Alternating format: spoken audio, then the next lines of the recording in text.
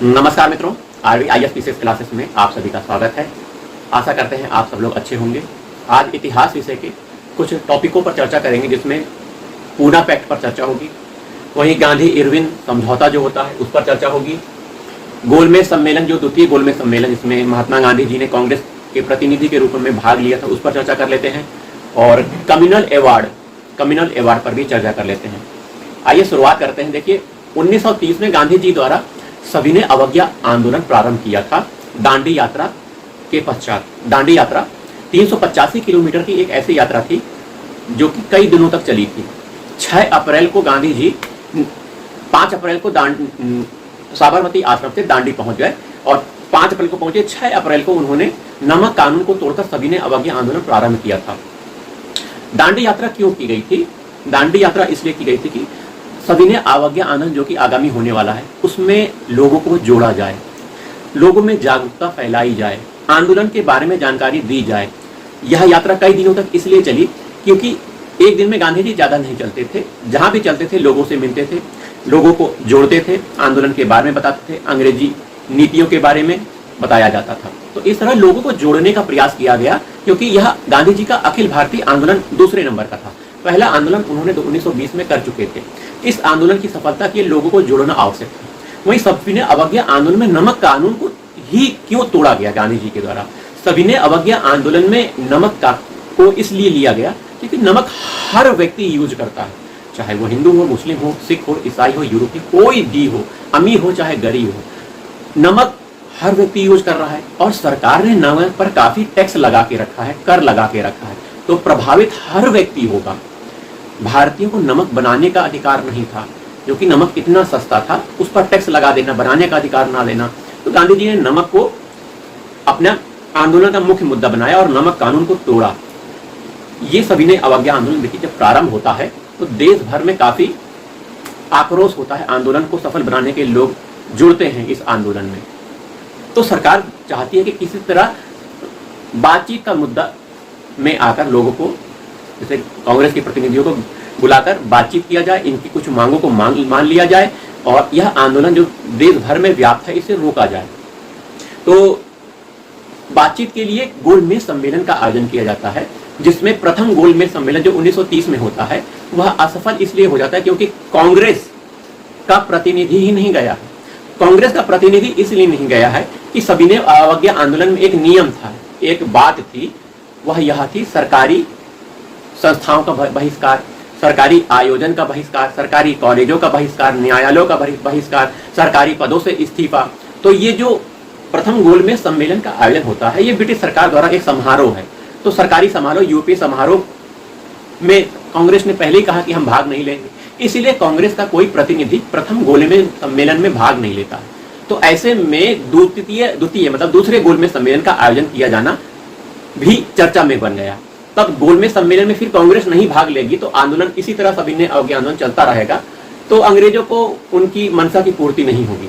तो ऐसे में गांधी जी और इरविन के बीच में, उस समय के वायसराय लॉर्ड इरविन के बीच में एक बातचीत होती है, एक डायलॉग होता है, आपस में बैठ के कुछ सलाह समझौता होता है, उसे गांधी इरविन समझौता कहते हैं। यह होता है गांधी इरविन पैक्ट के रूप में जाना जाता है। यह मार्च कितना है? मार्च 1931 को होता है। मार्च 1931 में गांधी इरविन समझौता की मुख्य बातें क्या है?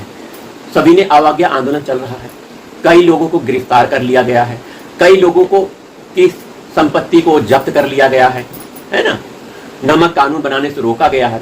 तो ऐसे में समझौते की मुख्य बातें हैं, सभी अध्यादेशों को वापस करेगी सरकार, सभी अध्यादेश जो उस समय लागू किए गए थे, क्योंकि उस समय इमरजेंसी चल रही थी ना, भारत में सविनय अवज्ञा आंदोलन चल रहा था, तो अध्यादेश सभी प्रकार के वापस किए जाएंगे, सरकारी कानून उस समय जो बने थे वो वापस होंगे, राजनीतिक बंदियों जो की गई हैं, जो बंधकों को उन सबको रिहाई की जाएगी, ऐसे बंधक जो हिंसा नहीं किए हैं, हिंसा किए हुए लोगों को छोड़कर अन्य लोगों की रिहाई कर दी जाएगी जो आंदोलन के दौरान बंदी कर दिए गए हैं, हिंसा वालों को नहीं रिहाई होगी, ये बात थी।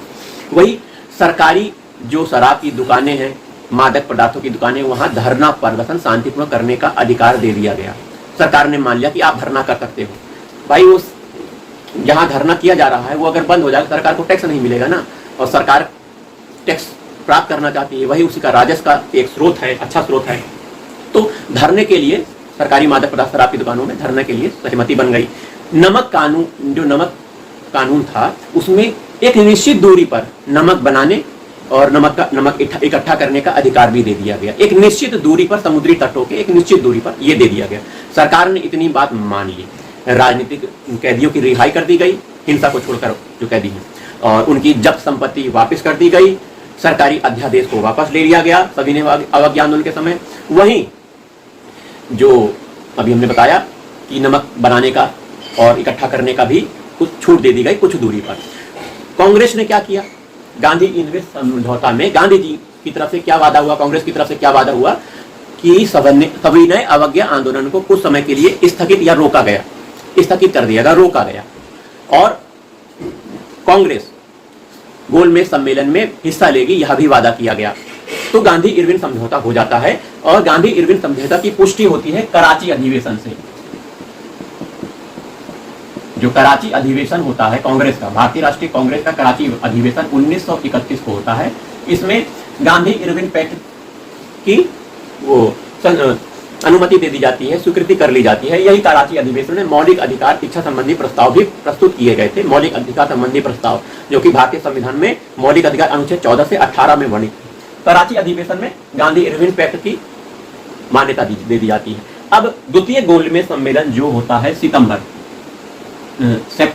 1931 से दिसंबर 1931 तक होता है। इसमें कांग्रेस के प्रतिनिधि के रूप में महात्मा गांधी लंदन जाते हैं।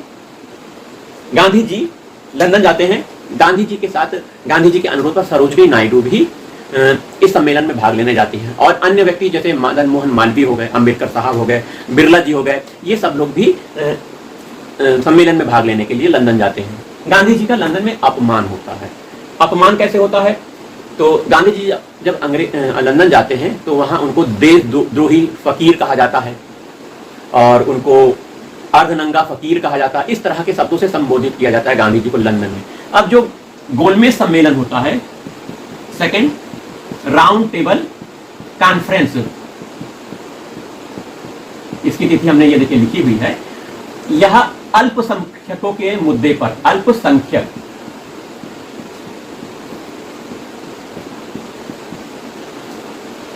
यह बिना किसी सफलता के समाप्त हो जाता है। अल्पसंख्यकों का मुद्दे पर यह समाप्त हो जाता है क्योंकि इस सम्मेलन में मुस्लिम प्रतिनिधि सांप्रदायिक निर्वाचक मंडल की मांग कर रहे हैं। वहीं सिख, ईसाई, यूरोपीय, आंग्ल भारतीय ये भी निर्वाचक मंडल की मांग कर रहे हैं। ऐसे में अल्पसंख्यकों के मुद्दे पर यह गोलमेज सम्मेलन समाप्त हो जाता है। गांधी जी भारत आते हैं 1 जनवरी 1932 को। सविनय अवज्ञा आंदोलन फिर से प्रारंभ कर दिया जाता है। इस आंदोलन के बड़े नेताओं को गिरफ्तार करके जेल में डाल दिया जाता है। गांधी जी को भी जेल में डालकर पूना के यरवदा जेल में ठूस दिया जाता है। गांधी जी को कहां जेल में डाला जाता है? पूना के यरवदा जेल में। ठीक है, क्योंकि सविनय अवज्ञा आंदोलन प्रारंभ हो गया और सरकार इस आंदोलन को रोकना चाह रही है, तो बड़े नेताओं को गिरफ्तार करके जेल में डाल दिया गया। द्वितीय गोलमेज सम्मेलन मतलब असफल रहा। मुख्य बात एक ये है कि अंबेडकर साहब का नाम आता है। अंबेडकर साहब प्रथम गोलमेज सम्मेलन, द्वितीय और तृतीय तीनों गोलमेज सम्मेलन में सम्मिलित होते हैं। पूछा जाता है कि कौन नेता तीनों गोलमेज सम्मेलन में सम्मिलित हुआ था, तो अंबेडकर साहब का नाम याद रखिएगा। तो यहां तक बातें हो गई। अब कम्युनल अवार्ड की चर्चा करते हैं जो कि बहुत इंपॉर्टेंट है। कम्युनल अवार्ड बहुत बड़ा मुद्दा है। गांधी इरविन पैक्ट हो गया। सांप्रदायिक अवार्ड क्या है? इसे कम्युनल अवार्ड भी कहते हैं। कम्युनल अवार्ड या फिर रेमजे मैकडोनाल्ड अवार्ड भी कहा जाता है। यह अवार्ड जो है 1932 में ब्रिटेन के प्रधानमंत्री रेमजे मैकडोनाल्ड के द्वारा एक सांप्रदायिक अधिनिर्णय दिया जाता है। गांधी जी लंदन गए थे द्वितीय गोलमेज सम्मेलन में। उसमें मुख्य बात यह है कि गांधी जी एक जहाज से गए थे, SS राजपुताना। पूछा जा सकता है गांधी जी के जहाज से लंदन गए थे, SS राजपुताना जहाज से गए थे। बिरला महोदय ने, जो गांधी जी के साथ लंदन गई हुई टीम थी या फिर अन्य लोग भी थे साथ में, उनको शिव जी की बारात कहकर ऐसा संबोधित किया है। ठीक है, याद रखिएगा। पूछा जा सकता है किसने शिव जी की बारात कहा गोल में सम्मेलन में भारतीय प्रतिनिधियों को उधर जाने को, तो ये बिरला जी हैं, जीडी बिरला नाम है इनका, ठीक है। राजपुताना SS राजपुताना जहाज का नाम है। बकरी भी लाद कर लेकर चले गए थे, गांधी जी बकरी का दूध पीते थे और जहाज में बकरी ही लाद दिए थे और उसको लेकर गए थे। तो 1932 में ब्रिटेन के प्रधानमंत्री, ब्रिटेन PM रेमजे मैकडोनाल्ड के द्वारा एक अवार्ड दिया जाता है। अवार्ड क्या है? भारत को बांटने का एक प्रकार का एक इनका चलन तो था ही, अब इसे विस्तार से फैलाया जा रहा था। 1909 में कम्युनल अवार्ड की शुरुआत मुस्लिमों को दी गई थी। पृथक निर्वाचक मंडल मुस्लिमों को प्रदान किया गया था, मिंटो मार्ले सुधार के रूप में, आपने सुना होगा। ये पृथक निर्वाचक मंडल यह है कि जिसमें मुसलमानों प्रतिनिधि जो चुनाव लड़ रहा है उसको वोट देने का अधिकार मुस्लिम लोगों को ही होगा, उनका अलग से एक निर्वाचक मंडल होगा और उन्हीं का चुनाव करेगा। इस तरह की बातें 1909 में दी गई थी। 1916 में लखनऊ का अधिवेशन, जो कि अंबिका चंद्र मजूमदार की अध्यक्षता में होता है, इस कांग्रेस के अधिवेशन में कांग्रेस की अध्यक्षता अंबिका चंद्र मजूमदार करते हैं। 1909 के ये सांप्रदायिक अधिनिर्णय को, सांप्रदायिक निर्वाचक पृथक निर्वाचक मंडल को स्वीकृति प्रदान कर दी गई मुस्लिम भारतीय राष्ट्रीय कांग्रेस के द्वारा। वही 1932 में आप देख रहे हैं कि सांप्रदायिकता की इतनी बाढ़ आ गई कि क्या बताएं। इस कम्युनल अवार्ड की मुख्य बातें हैं कि प्रांतीय स्तरों पर सांप्रदायिक निर्वाचक मंडल देने की बात की गई। प्रांतीय स्तर पर किसको देने की बात की गई? देखिए, ईसाइयों को और यूरोपियों को, आंग्ल भारतीयों को, सिखों को, ईसाइयों को, आंग्ल भारतीयों को और यूरोपियों को प्रांतीय स्तर पर पृथक निर्वाचक मंडल देने की बात की गई। वहीं एक पॉइंट है, बहुत इंपॉर्टेंट बोलने जा रहे हैं, ध्यान सुनिएगा। इसी में पूना पैक्ट भी आ जाता है। पूना पैक्ट अंबेडकर गांधी जी का समझौता है, मतलब उनकी द्वारा बातचीत होती है, एक समझौता निकल के आता है, पूना पैक्ट के नाम से प्रसिद्ध है। इसी बात को जो मैं बोलने जा रहा हूँ, जो मुसलमानों को दिया गया पृथक निर्वाचक मंडल केवल मुसलमानों को नहीं दिया गया, अब इसे बढ़ाकर दलितों को भी देने की बात कम्युनल अवार्ड में की गई। पृथक निर्वाचक मंडल मुसलमानों के साथ मुसलमानों के साथ बढ़ाकर ये आगे विस्तार करते हुए दलितों को भी देने का बात कम्युनल अवार्ड में कर दी गई, जो कि गांधी जी को पसंद नहीं आई। गांधी जी यह बात सुनते ही नाराज हो गए। इसका खूब विरोध किया गांधी जी ने कि दलितों को पृथक निर्वाचक मंडल नहीं देना चाहिए, क्योंकि समाज को बांटने का कार्य किया जा रहा है अंग्रेजी के द्वारा। गांधी जी समझ गए थे और गांधी जी भूख हड़ताल पर बैठ गए थे।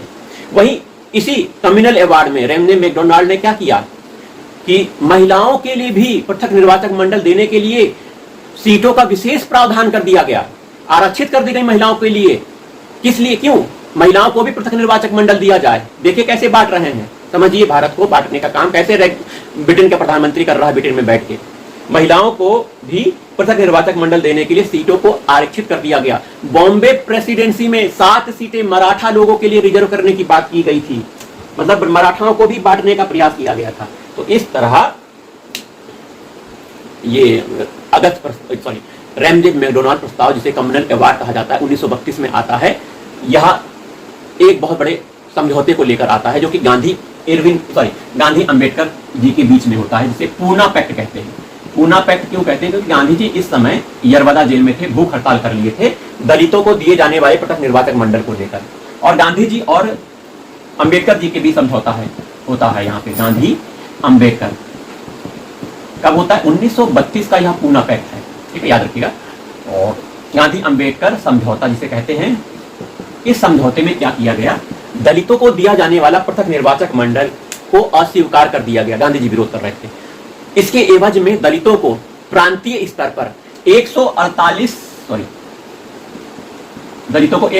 सीटें प्रांतीय स्तर पर रिजर्व कर दी गई। अब इसमें केवल दलित लोग ही बैठेंगे। वहीं केंद्रीय स्तर पर 18% सीटों का रिजर्वेशन दलितों के लिए कर दिया गया, जो कि पूना पैक्ट है।